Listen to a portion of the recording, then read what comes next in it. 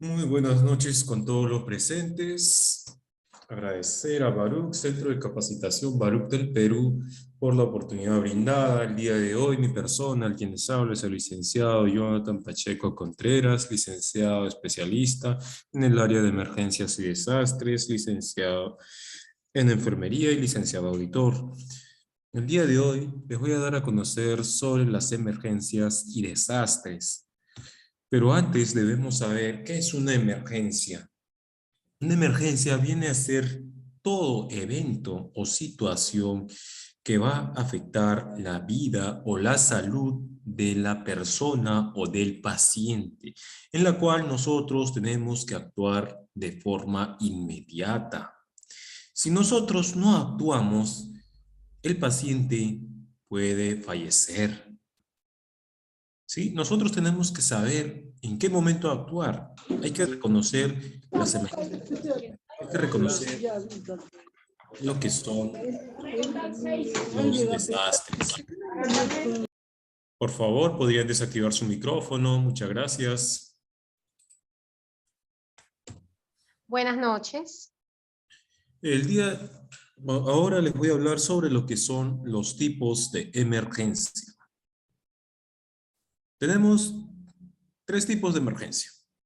Tenemos la emergencia de acuerdo al origen o la causa que produce la emergencia. Vamos a ver la gravedad de la emergencia y otro va a ser el causante de la emergencia.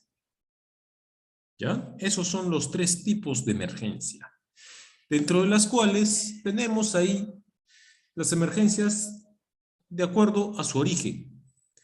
Que estas emergencias son las emergencias que van a producir desastres, pero emergencias que producen causadas por desastres naturales. Que estos desastres ocasionan diferentes tipos de daños al medio ambiente, ocasionan daños económicos, ocasionan pérdidas humanas, ¿no? Y afectan la salud a nivel mundial, como pueden ser los maremotos, los sismos, los temblores, terremotos, los huracanes, los deslizamientos, los huaicos, las inundaciones. Esos son los desastres que se presentan en una emergencia de acuerdo al origen.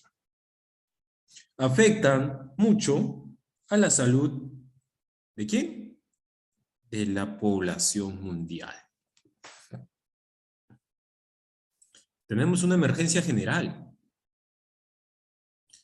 La emergencia general viene a ser cualquier tipo de situación que pone en riesgo o peligro la vida del paciente, en la cual encontramos emergencias que van a ser causadas por los desastres.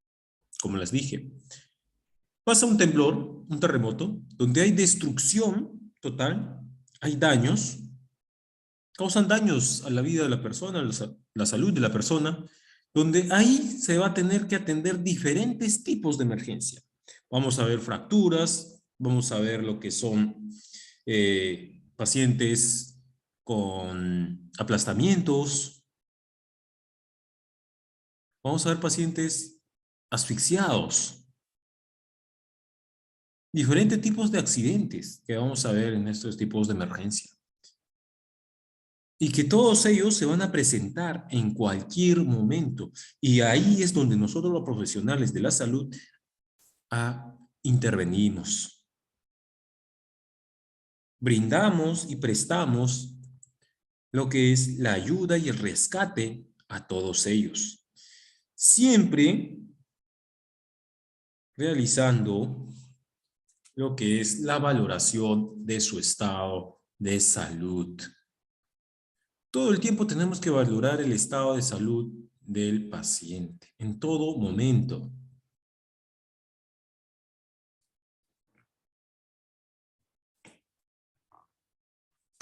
Tenemos una emergencia sanitaria. Las emergencias sanitarias es la que hoy en día estamos viviendo. Que estas emergencias sanitarias han producido grandes pérdidas.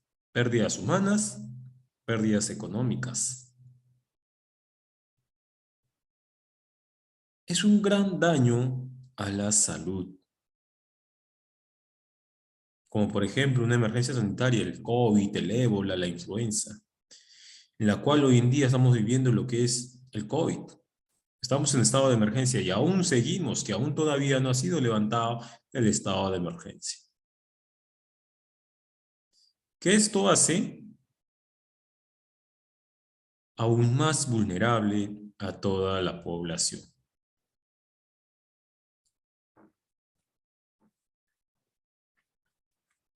Pero nosotros como profesionales de la salud, ¿cómo actuamos? ¿Qué tenemos que hacer? Lo que nosotros tenemos que hacer es aplicar el PAS. En todo momento tenemos que aplicar el PAS. El PAS no solo es aplicado por profesionales de la salud, sino también el PAS es aplicado por cualquier ciudadano. Que no necesariamente ese ciudadano tiene que ser un profesional de la salud para aplicarlo. Porque en el PAS realizamos lo que es la protección. ¿Pero protección de quién? Tanto del personal de salud como del individuo. Hay que proteger al accidentado, como también nosotros hay que protegernos. Aplicar lo que es más que nada la bioseguridad en todo momento. Hay que comunicar, alertar. Si estamos en el lugar del hecho, comunicar inmediatamente al profesional de la salud. Y una vez que llegue el personal de salud al sitio donde se ha suscitado el accidente, inmediatamente se va a tener que hacer una comunicación al hospital de emergencias o a cualquier tipo de hospital donde va a ser atendido ese usuario, para que pueda recibir toda la atención inmediata. Y le socorremos con el fin de que esa persona continúe viviendo, pero siempre haciendo la valoración de su estado de salud.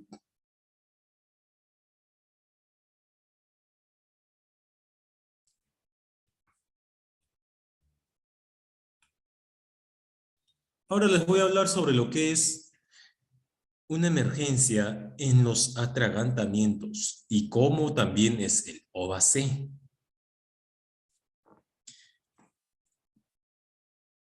El atragantamiento se produce en cualquier momento. Es una situación abrupta, donde esta situación se presenta con una ausencia de la respiración. Hay dificultad respiratoria, esa persona no puede respirar. Ausencia de la respiración. ¿Por qué la ausencia? Por el objeto o cuerpo extraño que está produciendo la obstrucción de la vía respiratoria, haciendo que no ingrese la suficiente cantidad de oxígeno. Y esta insuficiencia de oxígeno puede producir lo que es una parada cardíaca. Un paciente presenta hipoxia, deficiencia de oxígeno, no hay oxígeno en ese paciente. Se ahoga. Y vamos a tener nosotros que hacer. Tenemos que hacer inmediatamente desobstruir.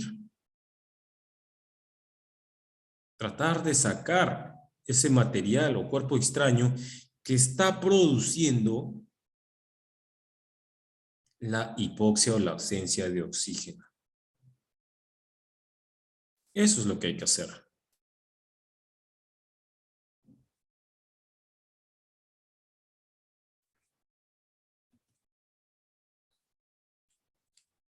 Pero también tenemos tipos de atragantamiento, que es un atragantamiento incompleto y completo.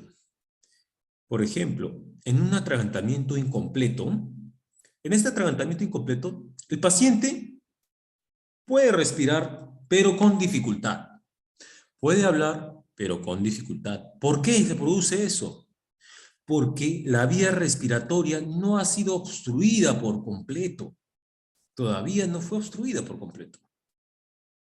¿Y qué vamos a hacer en este paciente que tiene una obstrucción incompleta, un atragantamiento incompleto?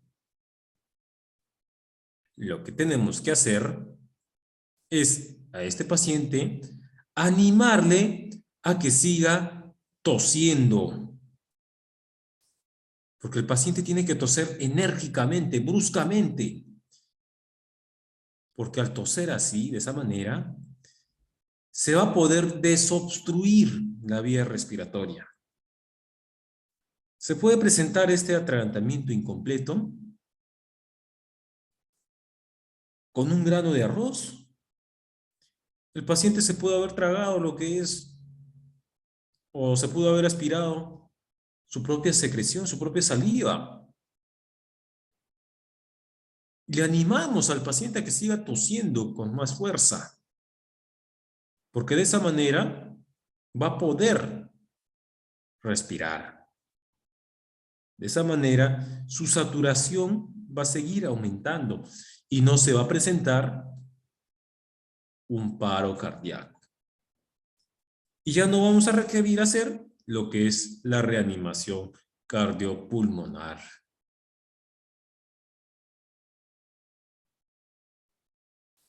Luego tenemos lo que es el atragantamiento completo, donde en este atragantamiento el paciente no respira ni habla. ¿Por qué? Se lleva directamente la mano a la garganta. No puede respirar por nada. No puede hablar por nada. Porque ahí se está produciendo una obstrucción completa. No permite el ingreso de oxígeno. Ahí sí tenemos que proceder a realizar la maniobra de Heimlich inmediatamente para poder desobstruir esa vía y que el oxígeno pueda ingresar con normalidad. Lo sacamos al paciente que está con ese atragantamiento completo. Puede ingresar, puede presentarlo, le puede dar inmediatamente una descompensación o se le puede producir una parada cardíaca, a pesar de que hayamos desobstruido la vía. Sí, se va a presentar una parada cardíaca. Se puede presentar. Pero ¿qué vamos a hacer? Inmediatamente realizar reanimación, RCP.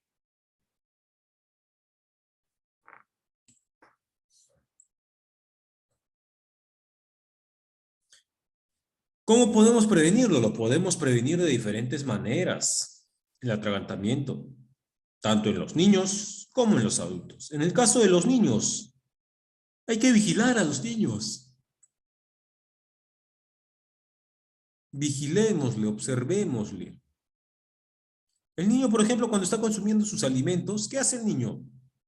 Camina, corre, grita y está comiendo alimento. Y ahí se puede producir atragantamiento, tanto incompleto como el completo, cualquiera de los dos. Y podemos evitar eso. Hay que observar a los niños. Hay que ver que el niño no meta los objetos extraños en su boquita, sean las canicas o alguna pelotita pequeña que entre en su boca, porque eso produce una obstrucción.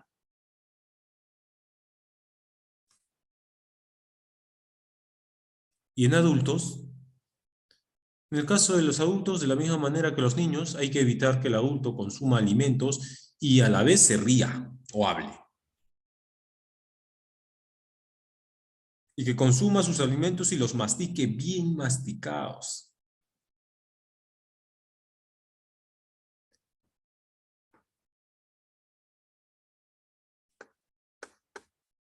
¿Cuáles vienen a ser los signos y síntomas que el paciente, tanto el adulto como el niño, va a presentar? Lo primero que vamos a ver es la cianosis. Va a haber una coloración azulada, pero esta cianosis la vamos a tener que priorizar, verlo y observarlo en la boca. Ver los labios y la lengua del niño, tanto del niño como del adulto.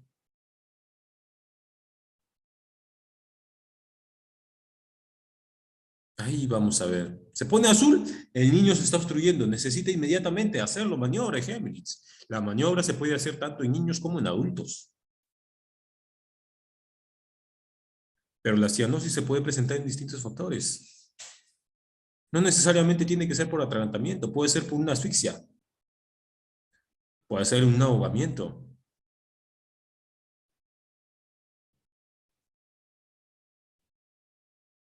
Otro que va a presentar una palidez. ¿Por qué se está presentando palidez? Porque ahí no está circulando la sangre. Ya la sangre se está empezando a coagular. El paciente se vuelve pálido.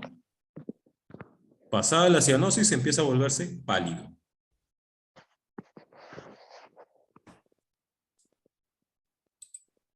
Por favor, agradecería que desactiven su micrófono. La señorita Irene, por favor, podría desactivar su micrófono. Muchas gracias para poder continuar.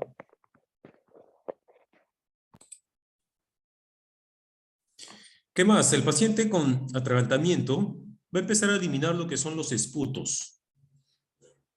Esos esputos van a ser espumosos, así como si fuera un perro que está con rabia. De la misma manera presenta el paciente con atragantamiento. Empieza a eliminar bastante esputo. Bien espeso es el esputo en la boca.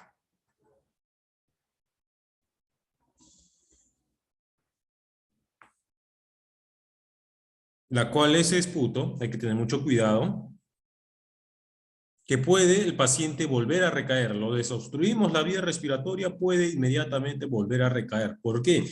Por el esputo que está presentando. Ese esputo en la cavidad oral aún es medio flemosa.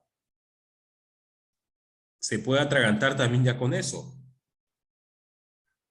El paciente, cuando sale del atragantamiento, no le sienten inmediatamente. No le dejen ahí. Obsérvenle. Tienen que observar a ese paciente.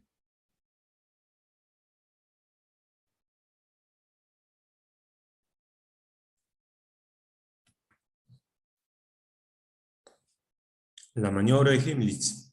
Tenemos 4 tipos de maniobras, que lo hacemos la maniobra de Heimlich en lactantes, en niños, adultos, que también tenemos la maniobra de Heimlich, que es sentada o automaniobra. Por ejemplo, la maniobra de Heimlich en niños. En esto, en los lactantes, ¿qué vamos a hacer? Una mano, la menos no dominante, la que ustedes no dominan, van a tener que primero voltear al niñito boca abajo. Su mano tiene que sostener la cabecita del bebé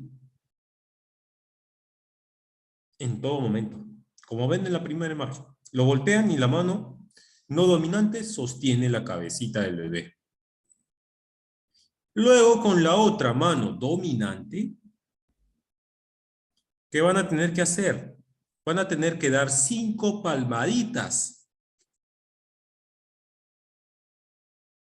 Pero hay que hacer esas palmaditas bien fuertes. No tiene que ser tan fuerte tampoco. Más o menos regular. En la espalda.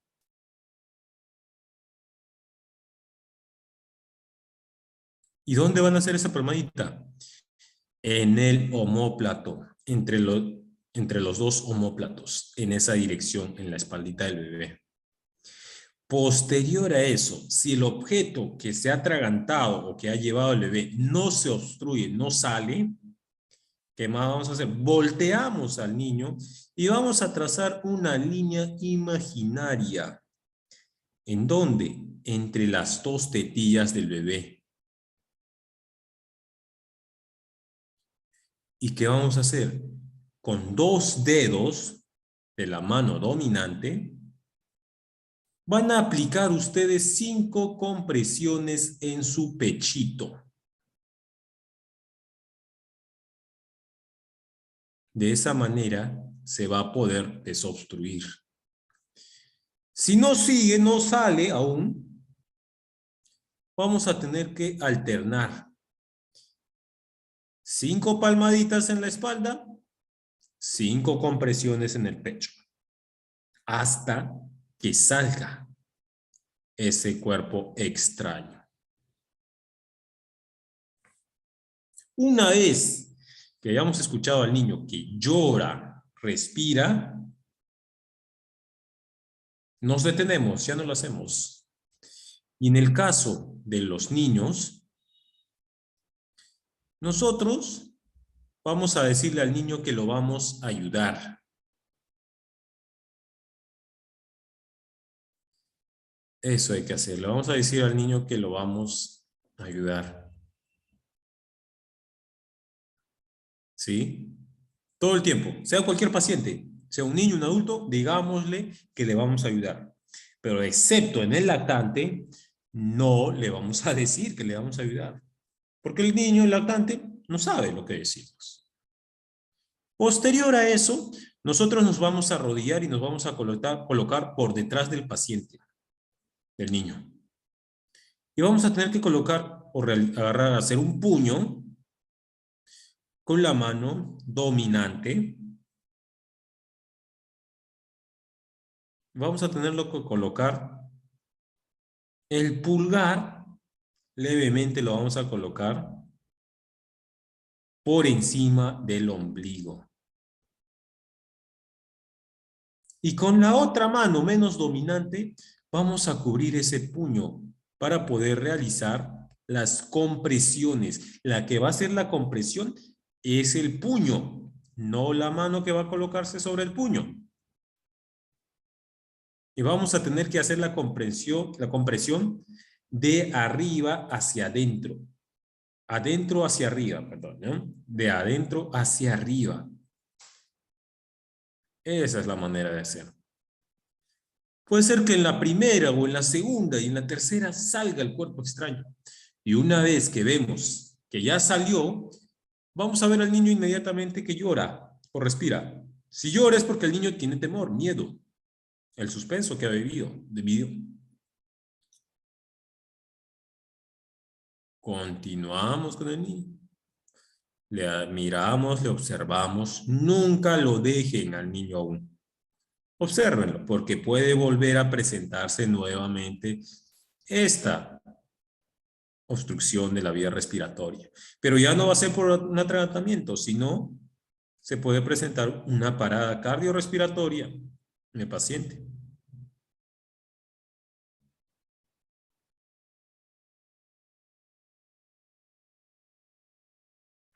Y la maniobra de Heimlich en adultos, igualmente lo vamos a avisar que lo vamos a ayudar. Le avisamos que lo ayudamos.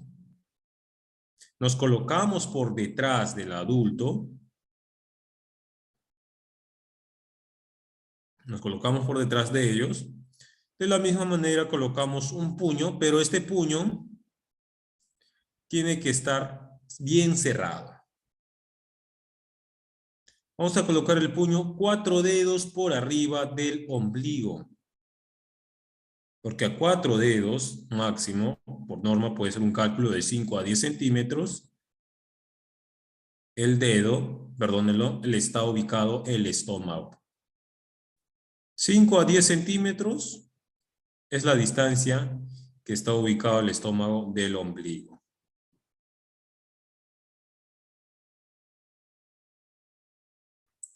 Realizamos lo que es la compresión de adentro hacia arriba.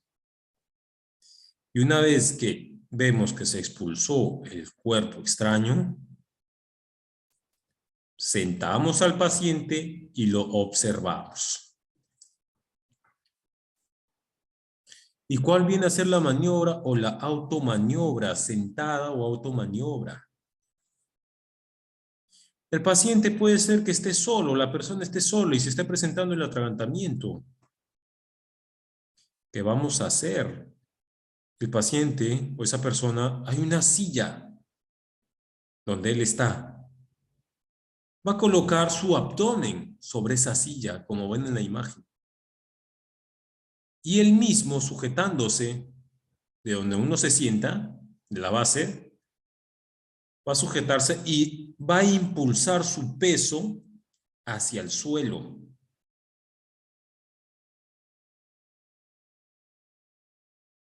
Hasta que pueda desobstruirse. Y si hay otra persona que, digamos, puede hacerlo las dos, cualquiera de las maniobras.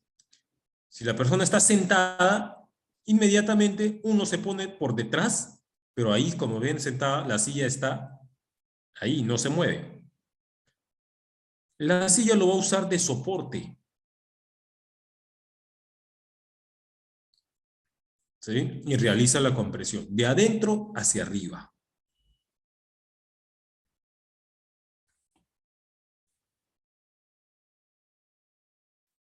¿Y qué va a ser una obstrucción de la vía aérea por un cuerpo extraño? ¿Cómo hacemos el OVA-C?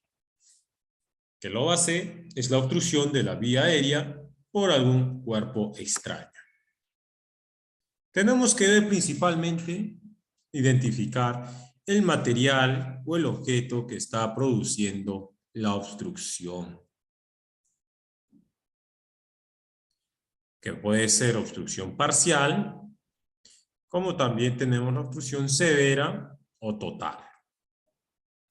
Es similar al atragantamiento, que hay parcial, obstrucción incompleta y obstrucción completa.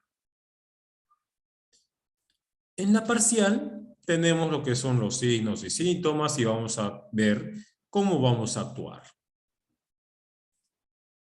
Igual en la completa o en la total, tienen los signos y síntomas, la actuación, cómo vamos a hacer en un paciente consciente y en un paciente inconsciente. La obstrucción de la vía respiratoria parcial de la vía aérea en un adulto. Hay que identificar, primero, como les dije, el cuerpo extraño.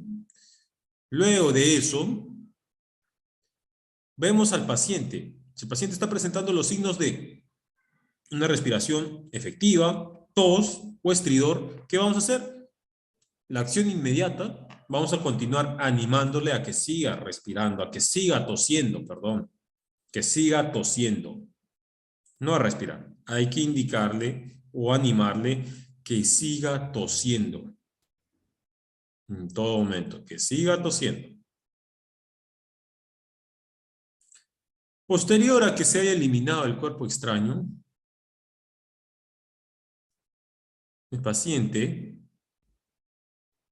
una vez eliminado, vamos a tener que seguirle observando. En todo momento hay que observar a todos los pacientes, sea un paciente pediátrico, un adulto, un lactante, observarle. En todo momento lo observamos.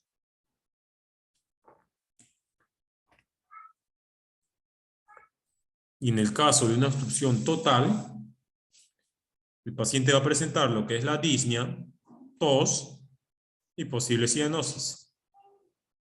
Posible no. Cianosis sí va a haber, porque es una obstrucción total. ¿Y cómo actuamos? Inmediatamente hay que activar el USBA. ¿Qué es el USBA? La unidad de soporte vital avanzado. ¿Qué significa? Que tenemos que hacer el uso de equipos para poder reanimar al paciente.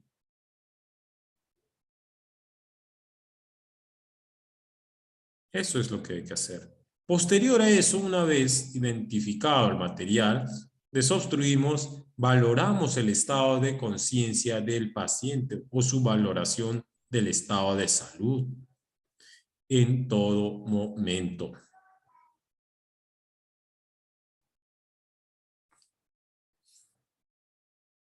En el caso del paciente consciente, hay que dar 5 golpes en la espalda hasta que se pueda eliminar el cuerpo extraño.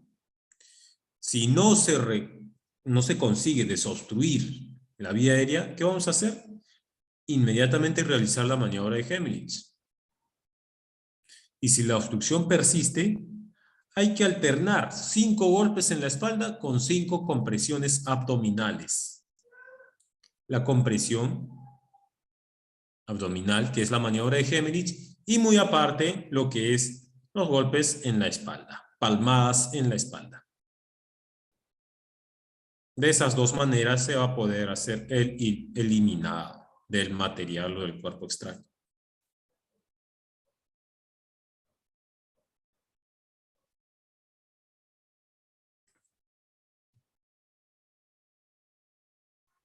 En el caso de paciente inconsciente, ya les dije, inmediatamente activamos la unidad de USB, que es la unidad de soporte vital avanzado. Activamos esa unidad, solicitamos lo que es la oxigenación, el equipo de reanimación cardiopulmonar, la epinefrina, todos los insumos que vamos a utilizar en la atención de este paciente, porque el paciente está inconsciente. Hay que inmediatamente realizar la reanimación cardiopulmonar, que vamos a tener que hacerlo, son las 30 compresiones y las 2 ventilaciones. Que esto nos va a ayudar a que se produzca lo que es la reacción del paciente. Pero no vamos a poder realizar RCP si no hemos aún desobstruido lo que es la vía respiratoria del paciente.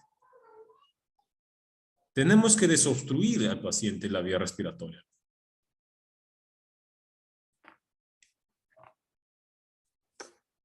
Procedimiento de OAC en niños sin lactantes. Tenemos tos inefectiva, tos efectiva. Actuamos de manera consciente e inconsciente. Ambos presentan signos y síntomas. Por ejemplo, el paciente cuando presenta una tos efectiva, ya sabemos, hay que identificar el signo y síntoma. Vemos si el paciente respira, ¿no? Como también vamos a ver la coloración, la dificultad respiratoria, si el paciente tose, no tose. Pero como es una tos efectiva, el paciente está tosiendo. Hay que animarle a que siga respirando. Pero en el caso de un lactante, no vamos a animar. A un lactante no le animamos. Al niño sí le decimos, sigue tosiendo, con más fuerza. Pero si es un lactante, inmediatamente hay que intentar abrir el cuerpo, estar en la boquita del bebé. Ver qué es lo que está produciendo esa obstrucción. Qué material ha ingerido o con qué se está atragantando. Una vez hecho eso, hay que valorar el estado de conciencia, pulso, respiración, frecuencia cardíaca. Realizamos RCP, activamos la unidad de soporte vital avanzada.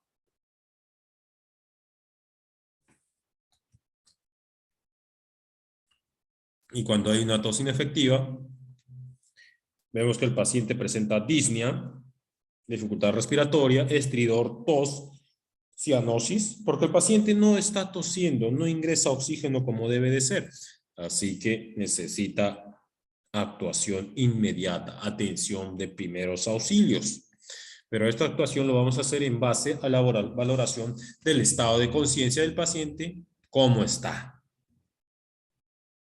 Y activamos inmediatamente la unidad de USB, unidad de soporte vital avanzado, y cuando presenta una tos inefectiva, el paciente está consciente, le vamos a dar lactante, lo que es 5 golpecitos en la espalda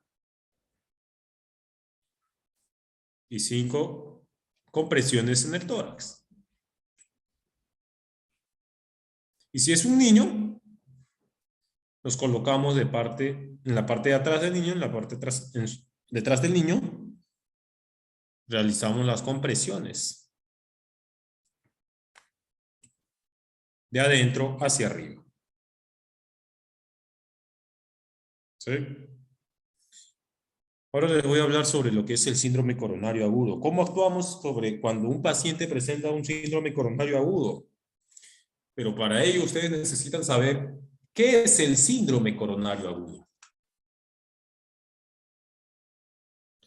Acá nos dice el síndrome coronario agudo se presenta o es cuando no llega la suficiente cantidad de sangre al corazón. No hay un flujo adecuado de sangre.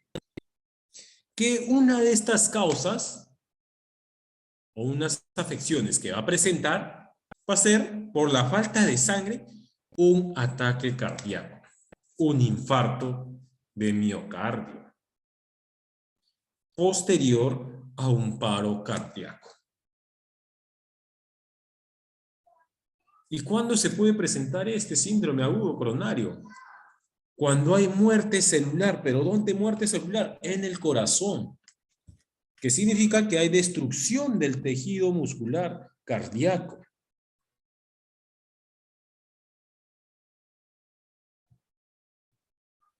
Y esto se va a deber también cuando hay una reducción del flujo sanguíneo, porque sabemos que tiene que llegar sangre adecuadamente al corazón.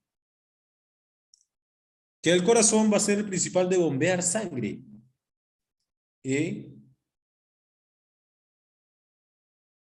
Distribuirla, que va a tener que llegar a todo el cuerpo.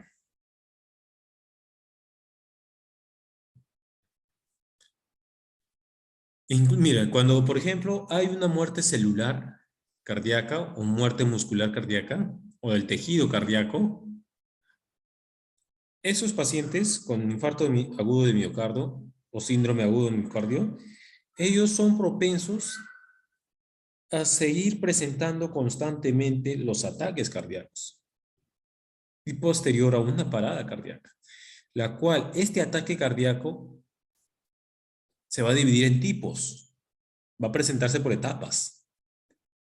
Tenemos lo que es una angina inestable, un infarto agudo de miocardio, un infarto agudo de miocardio con y sin elevación del segmento ST. Que estos segmentos vamos a ver irregulares en electrocardiograma.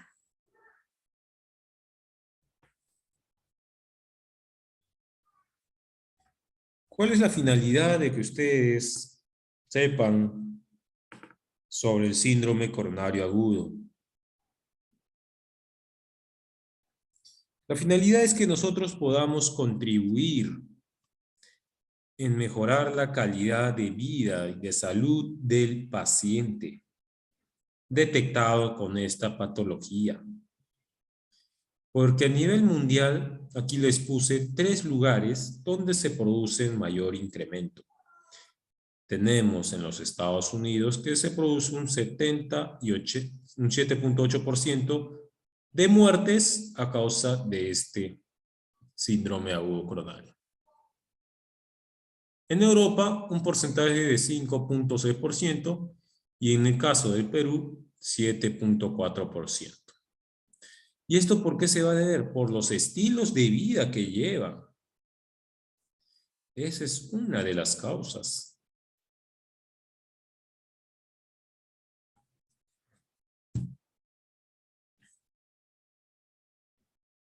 ¿Y cuáles van a ser los factores asociados? Como les dije, los estilos de vida, el medio ambiente y los factores hereditarios. En los estilos de vida, la alimentación que lleva o sigue esa persona. El no recibir un control de su presión arterial, la hipertensión. Otro, la vida sedentaria que llevan pacientes con diabetes, obesidad, consumo de bebidas alcohólicas, tabaquismo, prácticamente los estilos de vida que lleva esa persona. Esos son la principal causa.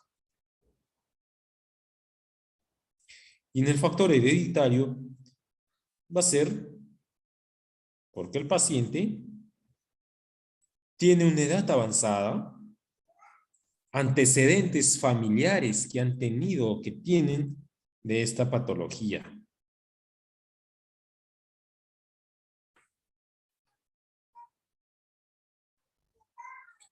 ¿Cuál va a ser el cuadro clínico que el paciente va a presentar?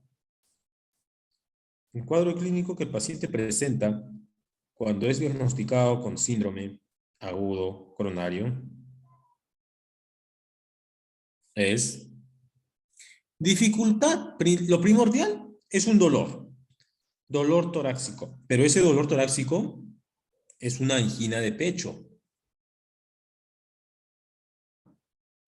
que esta angina de pecho es inestable, que tiene un punto de inicio y se distribuye a diferentes partes del cuerpo. Como son, empieza en el pecho, se pasa a los brazos, pasa al abdomen, como también regresa a la espalda. Es un dolor retroesternal, donde hay dificultad para respirar. Tiene sudoración profusa, aturdimiento, mareos. ¿Por qué esos aturdimientos, mareos?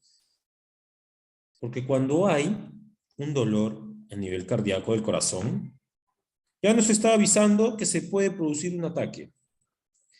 Hay disminución del flujo sanguíneo. No está llegando la suficiente cantidad al corazón, sangre, no está llegando la suficiente cantidad de sangre al cerebro y mucho menos se está oxigenando. Porque al corazón y al cerebro tienen que llegar sangre oxigenada.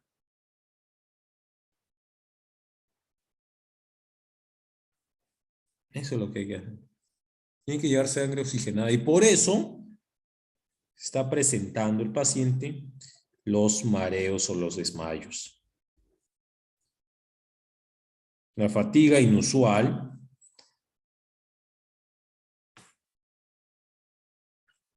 Pero ¿cuál va a ser la causa principal de esto?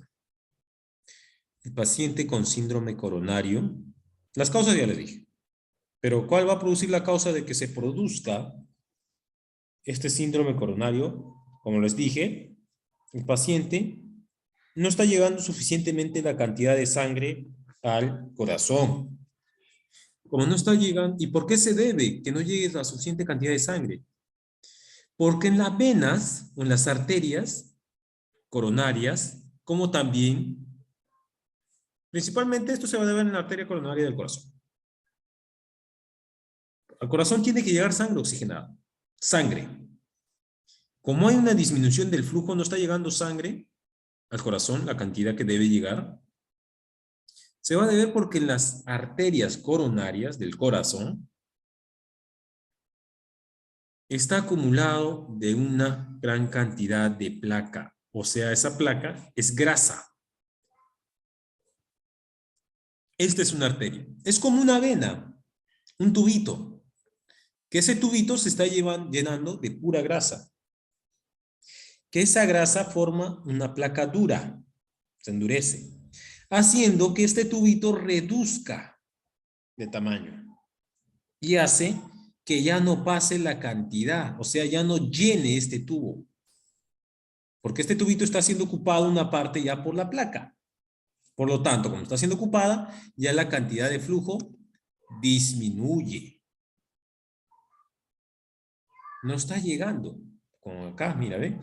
Formación de placas a ambos lados, la cantidad de sangre está disminuyendo. ¿Sí? Porque como está disminuyendo, no está llegando nutrientes adecuados, los suficientes nutrientes, porque a través de la sangre se está transportando el oxígeno y también los nutrientes, para que puedan nutrir a los músculos del corazón.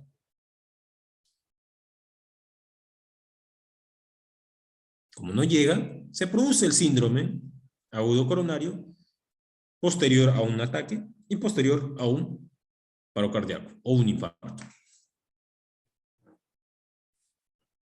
Los factores de riesgo: una presión alta, envejecimiento, tabaquismo, el colesterol, la obesidad, diabetes, una dieta no saludable, todo el estilo de vida que nosotros llevamos.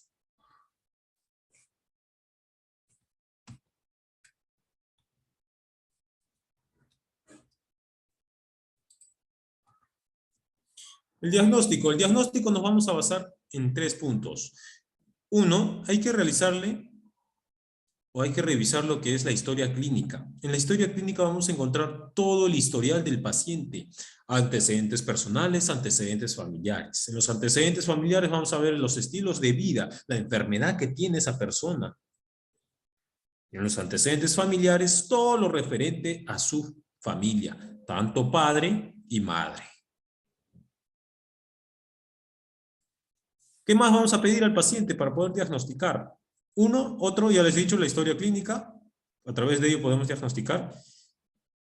Y otras formas más de diagnosticar es pedir un examen de electrocardiograma o la electrocardiografía para ver cómo están los segmentos, los intervalos, los resultados en EKG.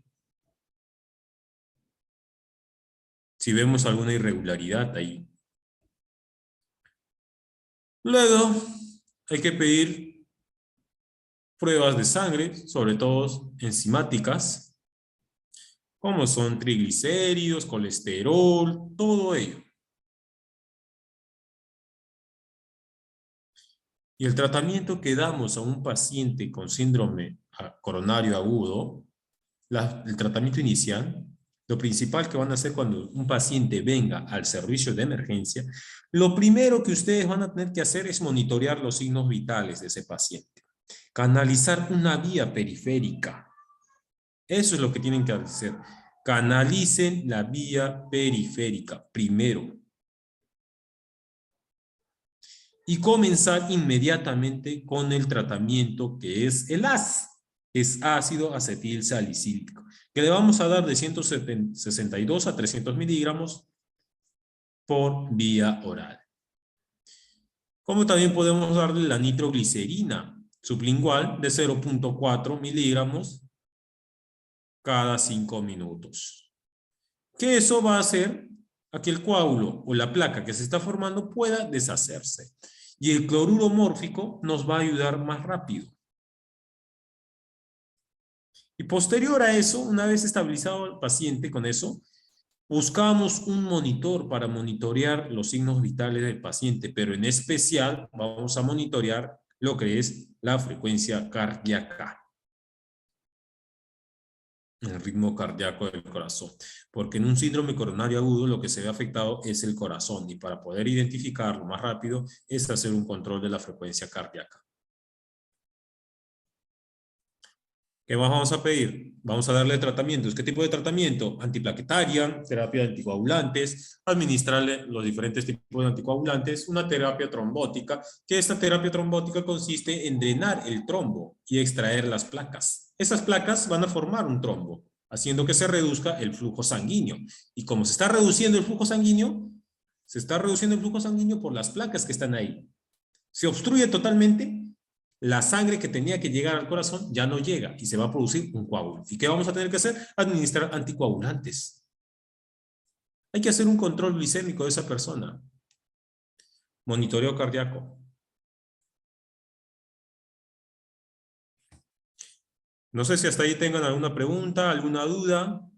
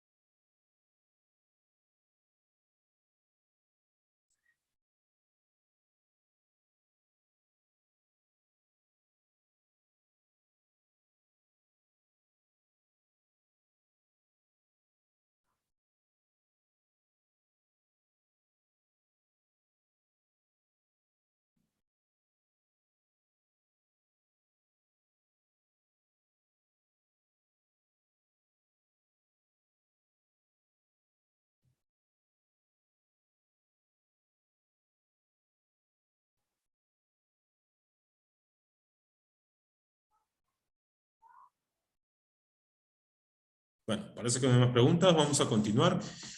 Ahora les voy a hablar sobre lo que es la crisis hipertensiva.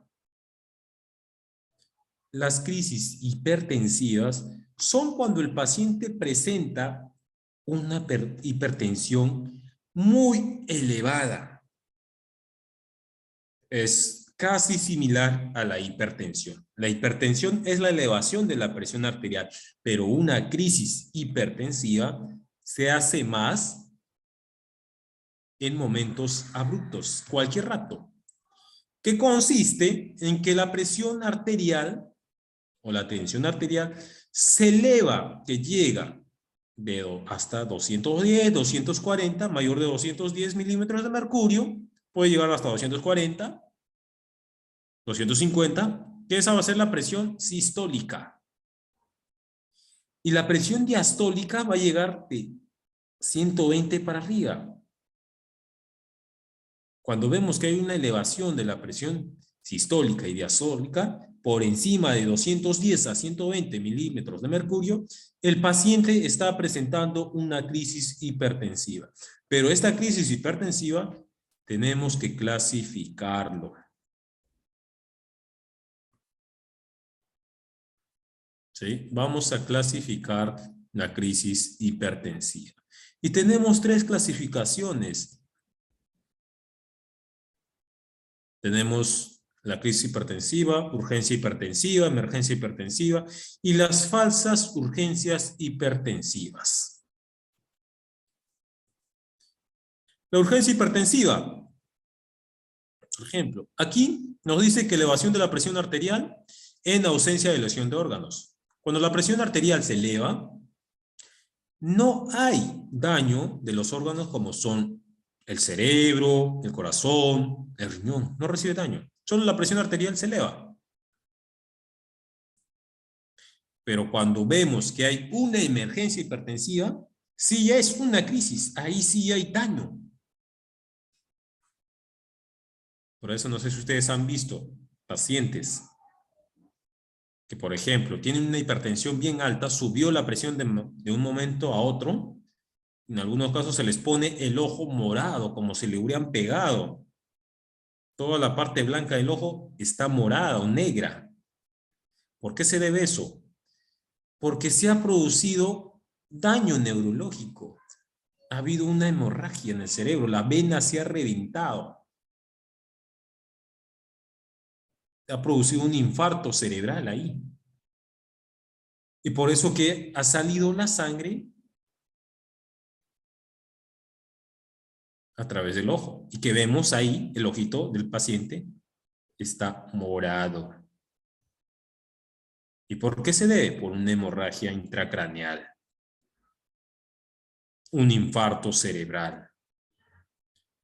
Porque se ha elevado la presión arterial por encima de lo indicado. Y tenemos las falsas urgencias hipertensivas, en la cual estas falsas urgencias hipertensivas se va a deber al diagnóstico del paciente. El paciente puede estar alterado, preocupado, nervioso, se eleva y de ahí baja, que pueden ser por factores emocionales, psicológicos. Esas son las emergencias o las falsas urgencias hipertensivas. Que no hay daño.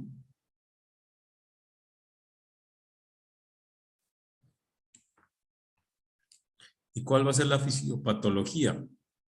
Esto se va a deber porque hay un aumento repentino de la presión arterial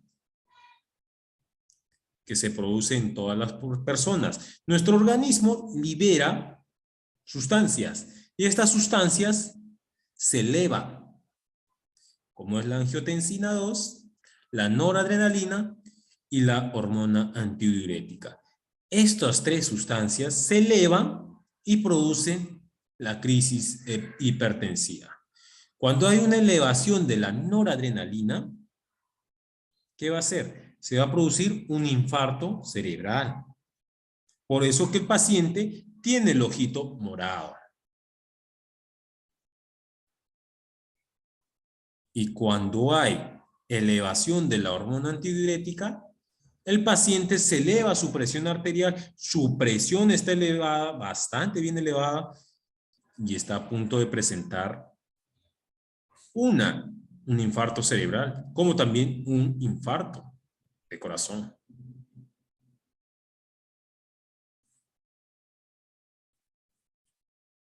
¿Y cuál es la clínica que el paciente va a presentar cuando tiene una crisis hipertensiva? Lo primero que hay que hacer para identificar la sintomatología, la clínica, hay que hacer una valoración de salud, una valoración del paciente. Y esta valoración es la anamnesis, dentro de la cual, dentro de la anamnesis, evaluamos lo que son los antecedentes la enfermedad actual que tenga el paciente, porque puede tener, digamos, un accidente cerebrovascular, una TBC, y va a haber una variación de los signos de la presión arterial.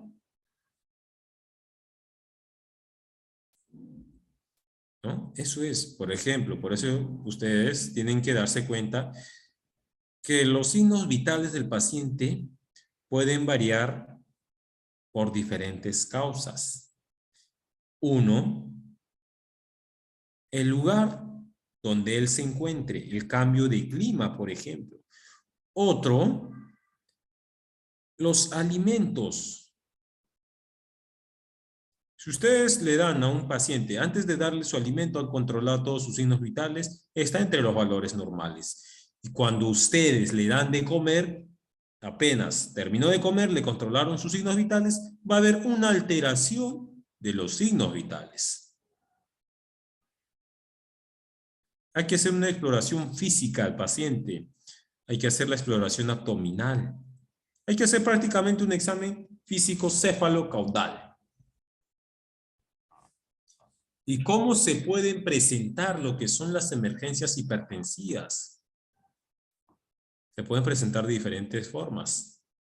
Una encefalopatía hipertensiva, un accidente cerebrovascular, un síndrome coronario agudo, edema agudo de pulmón por la inflamación de los pulmones, un aneurisma disecante de la aorta, una eclampsia. En las gestantes, por ejemplo, le monitoreamos constantemente por la eclampsia que va a presentar. Por eso se le monitorea. Pruebas complementarias o exámenes complementarios que vamos a pedir al paciente, le vamos a pedir principalmente un electrocardiograma, ¿no? Como también una radiografía de tórax, una electrocardiografía para ver principalmente el crecimiento ventricular izquierdo del corazón. La radiografía también nos sirve para identificar el tamaño del corazón. Le vamos a pedir batería de pruebas, que son los exámenes de laboratorio. Vamos a pedirle lo que es un hemograma completo, pero principalmente le hay que pedir una prueba bioquímica. Que esa prueba bioquímica lo vamos a hacer de glucosa, urea, creatinina, sodio, calcio, proteínas totales. Ahí tenemos que pedirle eso principalmente al paciente. La terapéutica. Detectamos la enfermedad inmediatamente, pero antes de detectar la enfermedad hay que hacer una valoración del estado de salud del paciente. Pedimos la historia clínica, examinamos, evaluamos al paciente y si después de eso se descarta lo que es, o se diagnostica lo que es la patología del paciente, inmediatamente vamos a proceder a dar el tratamiento. Empezar con el tratamiento farmacológico inmediatamente. Es lo que tenemos que hacer. ¿Cuál va a ser el tratamiento farmacológico? Acá, por ejemplo, tenemos, cuando hay, por ejemplo, el tratamiento farmacológico va a constar de diferentes tipos de medicamentos, pero estos medicamentos los vamos a dar cuando la presión diastólica esté, o sea, en forma gradual, disminuida, entre 100 hasta 110 milímetros de mercurio dentro de las primeras 24 horas. ¿Qué medicamentos vamos a dar? Tenemos medicamentos que normalmente utilizamos en la hipertensión o la hipotensión. Más que nada en la hipertensión arterial utilizamos lo que es el medicamento de captopril o enalapril o el nifedipino, que ambos van a producir la disminución de la presión arterial. Que estos medicamentos le vamos a dar por vía sublingual. O sea, le vamos a poner debajo de la lengua del paciente. Eso es lo que vamos a hacer, ponerle por debajo de la lengua del paciente. Lo que hacen otras personas es darle en la boca al paciente y el paciente se lo toma. No. Lo primero que tienen que hacer es ponerle por debajo de la lengua al paciente.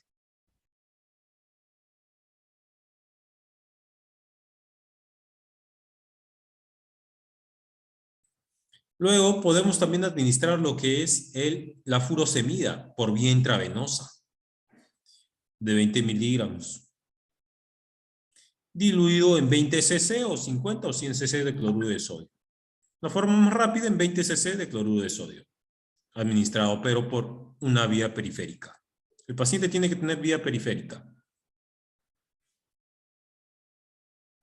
Pero si, digamos, fracasa lo que es el nifedipino, captopril y la furosemida, e inmediatamente hay que hacer el uso del labetalol. Ese medicamento lo administramos en emergencia. El labetalol. Siempre y cuando no hagan efecto los tres anteriores medicamentos. Le vamos a dar labetalol por vía oral como también por vía endovenosa. Eso se va a dar según la indicación del médico cardiólogo.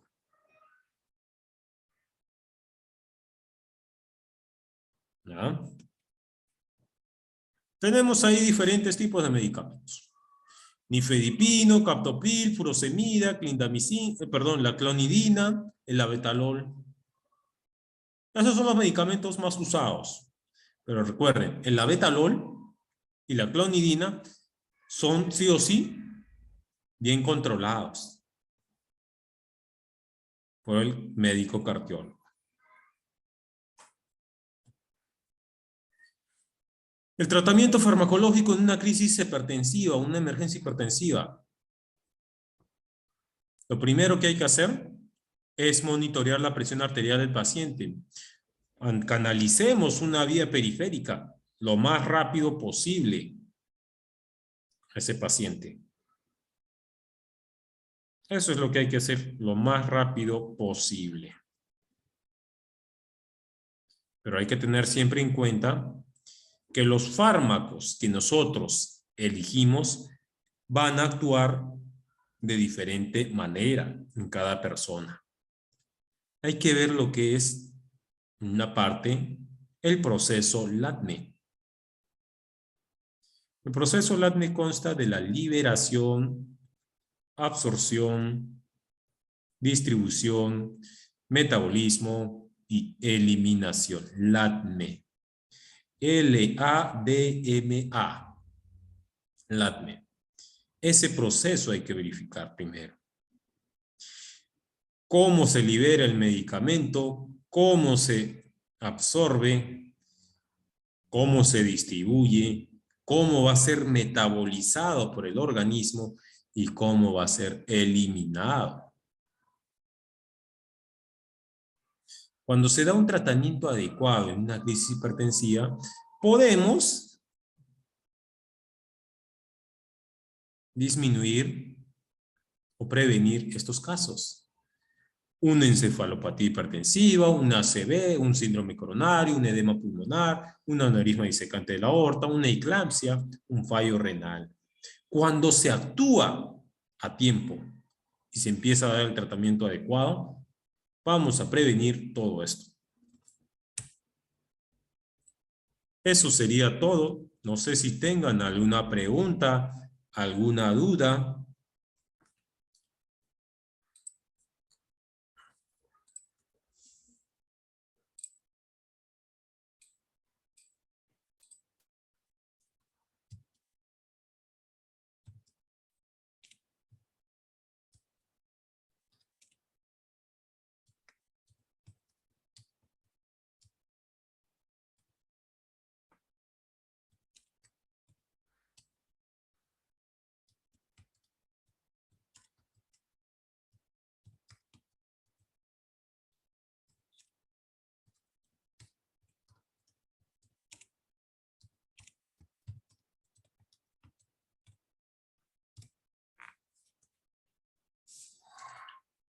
¿Alguna pregunta, alguna duda que tengan?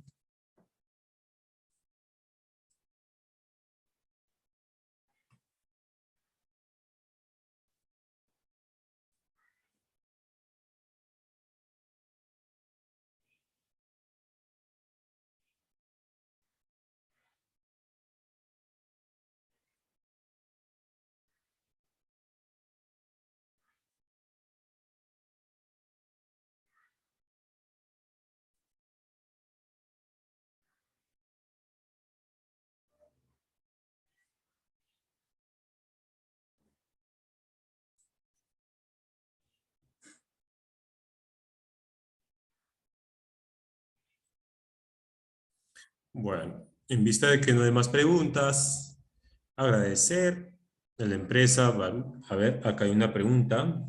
Sí, una ayuda sobre la vida. Sí, ustedes se van a comunicar en base a la información de las PPTs. Ustedes se van a poner en contacto con sus respectivos asesores. Ellos van a ser los encargados de brindarles toda la información en base a la certificación y también a lo que es la presentación de los PowerPoints. ¿Sí? Todo en base a la información con sus respectivos asesores. En vista de que no hay más preguntas, no hay preguntas, parece que todo está claro. Agradecer a la empresa Baruch, Centro de Capacitación, por la oportunidad brindada a mi persona y agradecerles a todos ustedes los participantes por el día de hoy estar presentes. Conmigo sería hasta otra nueva oportunidad y desearles a todos ustedes un buen inicio de semana. Muy buenas noches con todos y será hasta otra nueva oportunidad. Excelente ponencia, buenas noches. Muchas gracias. Cuídense.